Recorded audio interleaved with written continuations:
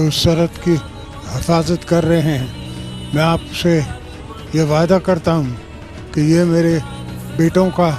खून रागा नहीं जाएगा।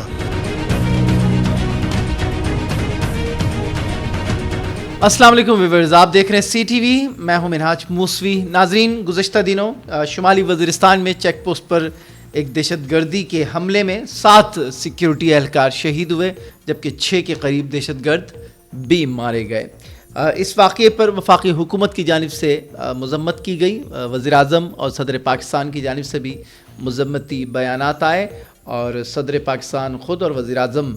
पाकिस्तान बाज़ शुहदा के लवाहिकीन से मिले और उनसे ज़ारी यकजहती की और उन्हें हौसला दिया और उनकी क़ुरबानियों को सराहा। लेकिन साथ ही वफाक की जानिब से ये इल्ज़ाम आयद किया जा रहा है कि इस वाक़े के बाद एक ख़ास माइंड सेट से ताल्लुक़ रखने वाले PTI के सपोर्टर्स ने बाकायदा एक मुहिम शुरू की। जो सोशल मीडिया हैंडल्स थे वो जो यूज़ करने वाले वही लोग हैं जो से कबल भी PTI के प्लेटफॉर्म से अपने सियासी बयानिए को तक़वियत देने के लिए, अपने मुखालिफिन को डिफेम करने के लिए और ख़ासकर अदलिया और फ़ौज के ख़िलाफ़ मुहिम जोई में मसरूफ़ रहे हैं। तो इस वाक़े के बाद भी वफाकी हुकूमत के तर्जुमान और उनके ज़िम्मेदार और बिलख़ुसूस अता तारड़ और वज़ीर दिफ़ा ख्वाजा आसिफ साहब ये इल्ज़ाम लगा रहे हैं कि इस वाक़े के बाद PTI के बाज़ शरपसंदों ने शुहदा के लवाहिकीन को जो है नाराज़ करने की कोशिश की और इस वाक़े के बाद फ़ौज मुखालिफ मुहिम चलाकर शुहदा की क़ुरबानियों को ठेस पहुंचाने की कोशिश की है। इल्ज़ाम ये लगाया कि पुराना वतीरा है PTI का, जो इस तरह के वाक़यात के बाद अपनी अना और तस्कीन अपने सियासी मुखालिफिन को नीचा दिखाने के लिए वो ये मज़मूम हरकतें करती आ रही हैं। बहरहाल शुहदा हम सबके हैं, हुकूमतें आनी जानी हैं, लेकिन मुल्क और मुल्क का वक़ार ये सबका साझा होता है। तो बहरहाल बहुत एहतियात की ज़रूरत है अपने सियासी मुखालिफिन से। बेशक आप सियासी तौर पर इंतकाम लें, लेकिन कोशिश ये हो कि मुल्क की सलामती, मुल्क का वक़ार और मुल्क का दिफा जो है वो मुतासिर ना हो। तो नाज़रीन, एक रिव्यू डालते हैं हम। दहशतगर्दी के वाक़यात में बहुत तेज़ी के साथ इजाफ़ा देखने में आ रहा है। ख़ासकर गुज़श्ता साल के वाक़यात की बात करें तो तकरीबन 450 से ज़ायद वाक़यात गुज़श्ता साल हुए। 2023 में नवंबर के महीने तक 450 से ज़ायद वाक़यात रिपोर्ट हो चुके हैं, जिनमें ये centre for research and security studies की रिपोर्ट के मुताबिक मैं बात कर रहा हूँ कि सिर्फ 2023 में नवंबर तक 450 के करीब दहशतगर्दी के वाक़यात रुनुमा हुए हैं। और गुज़श्ता साल दूसरी तिमाही में शिद्दत पसंदी के वाक़यात में मजमूई तौर पर 284 के करीब हलाकतें हुई हैं और तीसरी तिमाही में इनकी तादाद में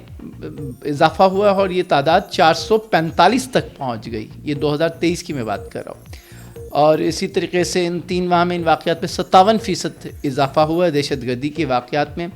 और रिपोर्ट में ये भी बताया गया है कि इन वाक़यात में मजमूई तौर पर 386 के करीब हमारे सिक्योरिटी एहलकार शहीद हुए हैं, जबकि 333 के करीब आम शहरी भी जान से हाथ धो बैठे, जबकि 368 के करीब शिद्दत पसंद भी वासिले जहन्नम हुए। जनाब, रिपोर्ट के मुताबिक ज़्यादातर जो हलाकतें हैं वो खैबर पख्तूनख्वा पहले नंबर पर है, दूसरे नंबर पर बलूचिस्तान, जबकि सिंध और पंजाब और इस्लामाबाद में ये तादाद निस्बतन खैबर पख्तूनख्वा और बलूचिस्तान के मुकाबले में कम रही है। इन वाक़यात के हवाले से रिपोर्ट में ये भी ख़दशा ज़ाहिर किया गया है कि दोनों सूबों में ख़ासकर खैबर पख्तूनख्वा और बलूचिस्तान में शिद्दत पसंदी के वाक़यात का जो रुझान है, वाक़यात के रुझान में गुज़श्ता 5 साल में सबसे ज़्यादा देखने में आया है 2023 के आखिर में, और ये 2022 के मुकाबले में 19% ज़्यादा दहशतगर्दी के वाक़यात रिपोर्ट हुए हैं। तो अब आते हैं ज़रा इनके अवामिल क्या हैं, क्या मुहरिकात क्या हैं कि एक बार फिर मुल्क में दहशतगर्दी जैसे वाक़यात جو ہے وہ سر اٹھا رہی ہیں. دہشت گرد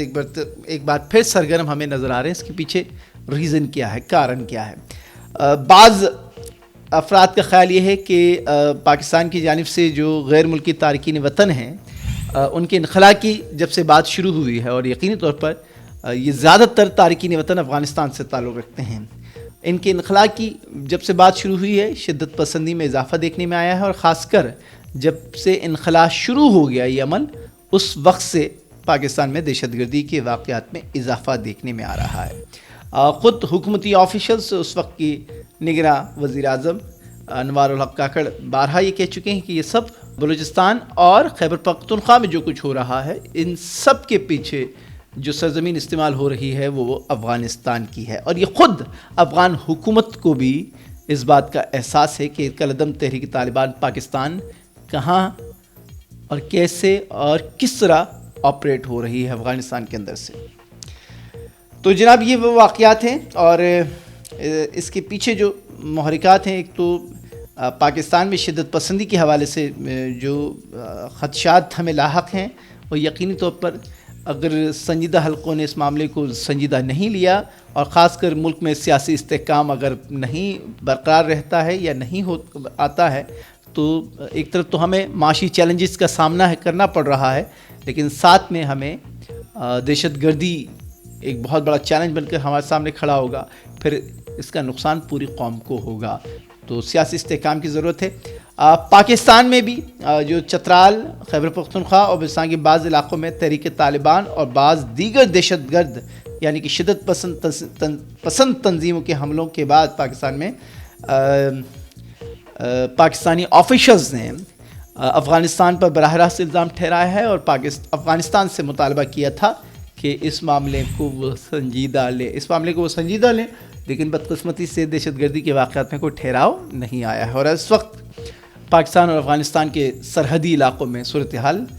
معمول کے مطابق نہیں ہے. دہشت گردی کے حالیہ واقعات کے بعد پاکستان نے جانحانہ انداز اپنایا ہے, اور اس وقت افغانستان کے اندر بھی جو مطلوب دہشت گرد ہیں ان کے خلاف پاکستان کارروائیاں کر رہی ہے. تو بہرحال کیونکہ بہت بڑی تعداد میں تارکین وطن پاکستان میں مقیم ہیں, اور ان کی کوئی رجسٹریشن نہیں ہونے کی وجہ سے, اور گزشتہ حکومت میں یعنی کہ گزشتہ پی ڈی ایم کی حکومت سے پہلے کی پی ٹی آئی کی حکومت میں کہا یہ جاتا ہے کہ افغان تارکین وطن کے حوالے سے پی ٹی آئی کی حکومت ذرا نرم گوشی رکھتی تھی, اور خاص کر تحریک طالبان کے حوالے سے بھی ماضی کے کچھ بیانات ایسے ہیں پی ٹی آئی کے بانی کی جانب سے اور پی ٹی آئی کی قیادت کی جانب سے کہ پی ٹی آئی نرم گوشہ رکھتی ہے. بہرحال اس نرم گوشی کے اندر بھی ان کی اپنی ایک حکمت عملی تھی. پی ٹی آئی کا یہ کہنا تھا کہ ہم نیگوسیشن کے ذریعے, مذاکرات کے ذریعے ان تمام ایشوز کو سیٹل کرنے کی کوشش کر رہے ہیں, اور اس کے لیے حکومت یعنی کہ ریاست نے پہل کیا اور ان کو ایک میز پر لانے کی کوشش کی, لیکن بہرحال کوئی خاطر خواہ ہمیں اس میں کامیابی نہیں ملی. لیکن دوسری جانب سے جو سیاسی عدم استحکام کی ہم بات کر رہے ہیں, پی ٹی آئی کی جانب سے بارہا یہ اپنے پاؤں پہ کلہاڑی مارنے کے مترادف ہے کہ وہ ملک کے وقار اور ملک کی سیکیورٹی کو پس پش ڈال کر جس قسم کی مہم جوئی میں مصروف ہیں اس وقت امریکہ, برطانیہ اور یورپی یونین کے ممالک میں جس قدر عدلیہ اور فوج مخالف خاص کر جو مہم جوئی ہو رہی ہے سوشل میڈیا پلیٹ فارمز کے ذریعے, وہ کسی بھی صورت پاکستان کے سپورٹ میں نہیں ہے. اور خاص کر جب ایسے میں کہ ایک طرف معاشی بحران اور دوسری طرف دہشت گردی کے چیلنجز پاکستان کو فیس کرنے ہیں, تو عقل مندی کی نشانی یہ ہے کہ تمام سیاسی فریقین, تمام سیاسی اکائیاں ایک پلیٹ فارم پر بیٹھیں اور ان دو اہم چیلنجز کا مقابلہ مشترکہ طور پر کریں. باقی حکومت آنے جانے والی چیزیں, آج نون لیگ کی حکومت ہے, کل ہو سکتا ہے پی ٹی آئی کی حکومت ہو, لیکن اس کے لیے سازگار ماحول, ملک میں امن, معاشی طور پر مستحکم پاکستان کا ہونا بہت ضروری ہے ڈیلیور کرنے کے لیے. آج کے لیے اتنا ہی. اللہ نگہبان.